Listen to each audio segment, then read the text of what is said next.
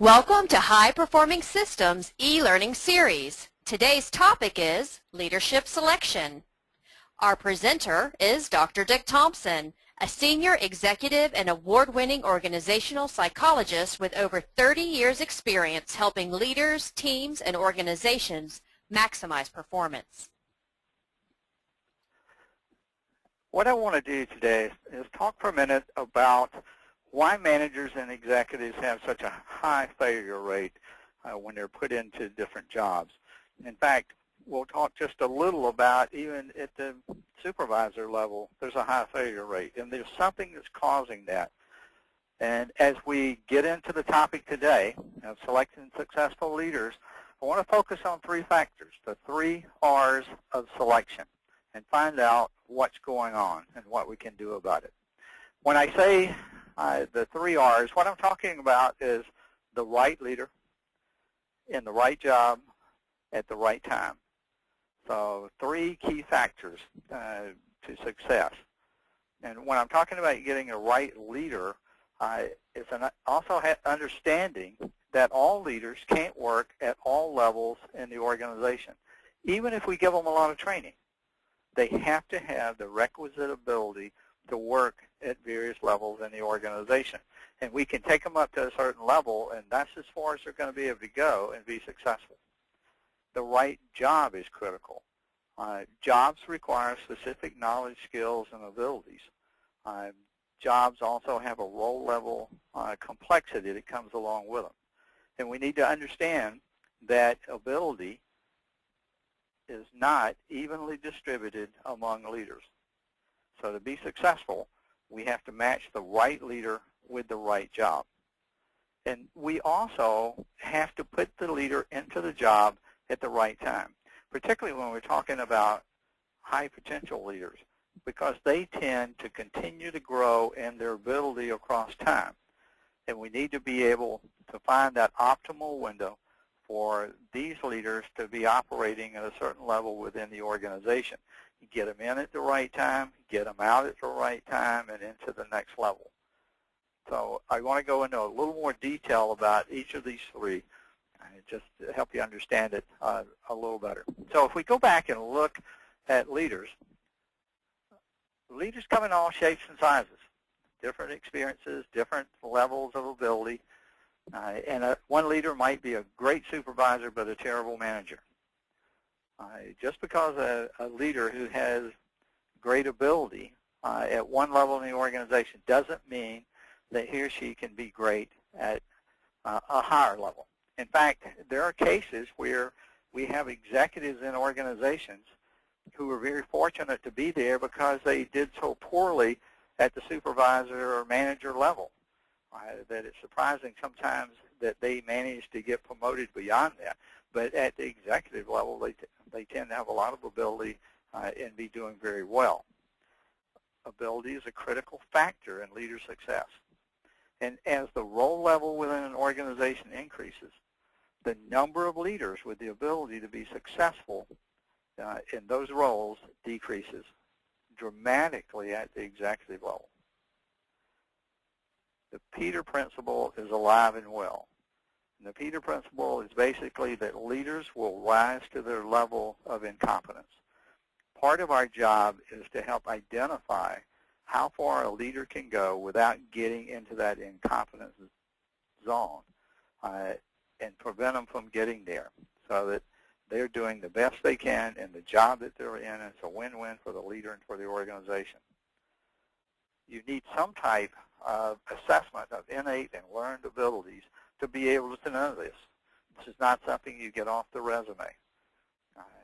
We at High Performing Systems use a tool called the Leadership Potential Equation, and it's our primary tool for assessing the potential of leaders and determining how far in an organization they can go across their career. So getting a right leader in there and using some type of assessment tool. If we look at the right job in more detail, we find that jobs not only vary in function, human resources or operations or financial, for example, but they also vary in role level complexity.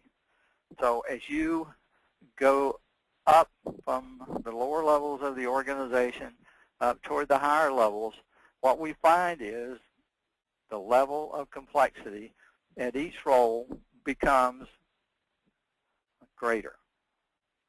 And as it becomes greater, we also realize that fewer and fewer people have the capability to be able to perform at those levels. Now, everyone might like to think that they can be the CEO of a multi-billion-dollar organization, but it just doesn't work that way. We all have a place in the organization where we can perform very successfully and also be relatively unstressed in terms of doing it.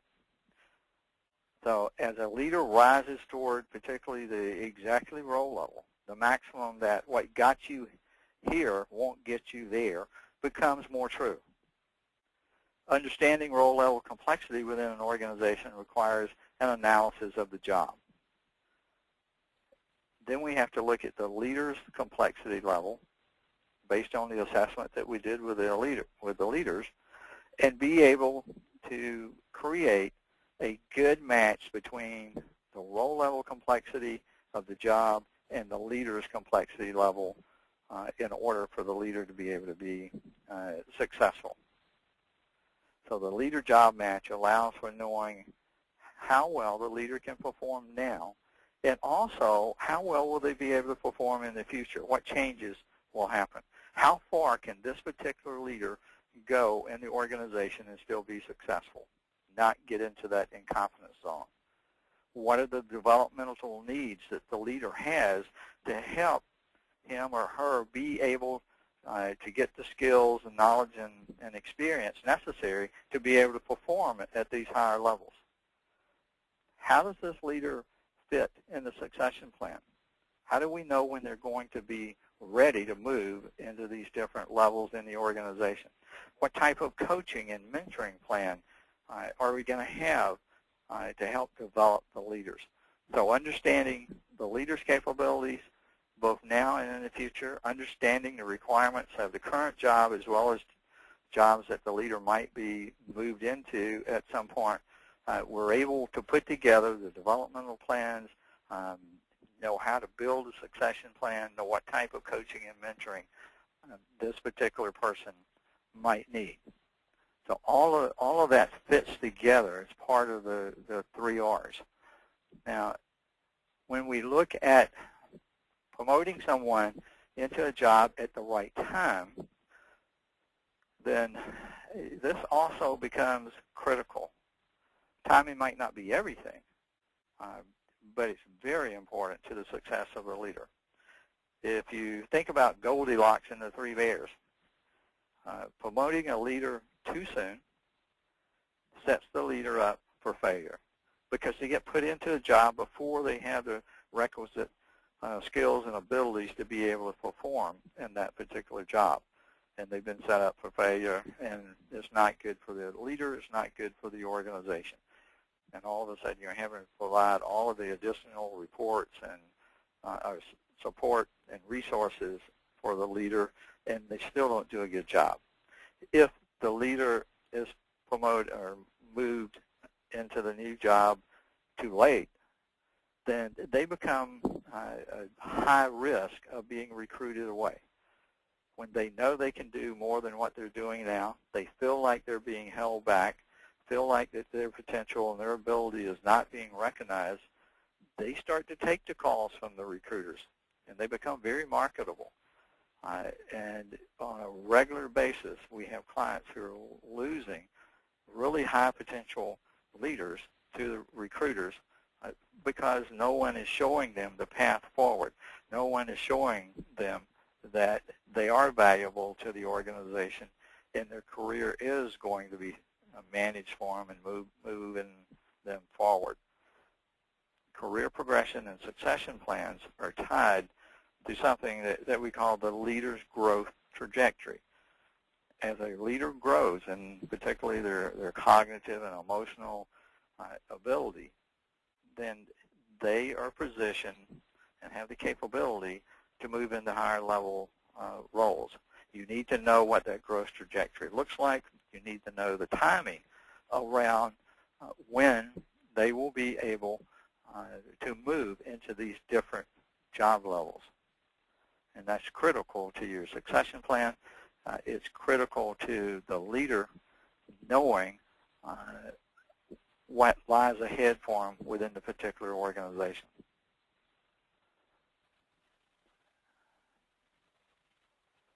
So if we go back and look at what we've been talking about, the 3 R's, selecting the right leader. So you need a screening process. You need to be able to assess the potential, both the current potential, how much potential does a leader have now in the particular job that they have, how much of that potential is currently being applied, because we find in many cases leaders are not using anywhere near their full potential in the job they're in. That means you have all of this excess ability lying on the table being unused. And then you also need to know what is their ability in the future and when will it happen? How fast is it going to happen? So objective assessments to be able to get at that.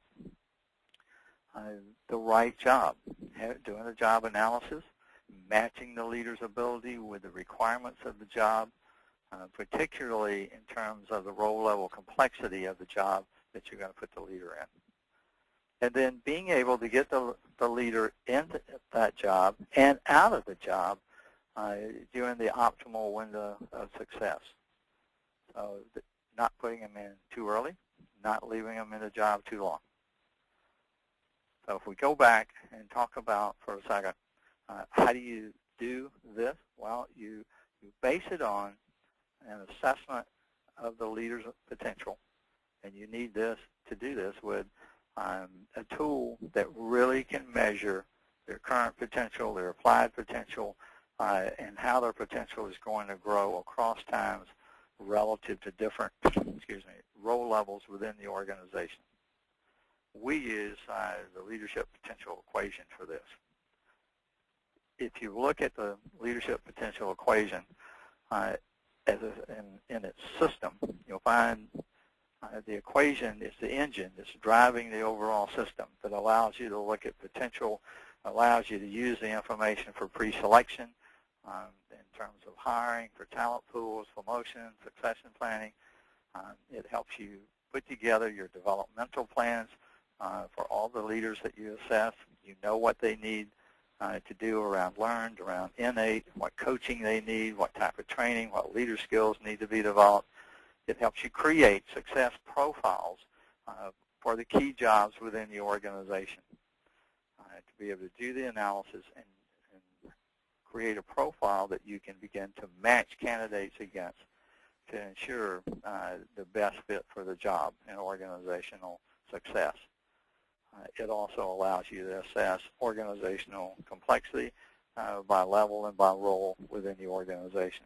And with this objective information as part of your overall process of selecting leaders, you'll find that your success rate with leader selection will significantly increase over what you currently have. So if you'd like to have more information on this, I'd ask you to contact us.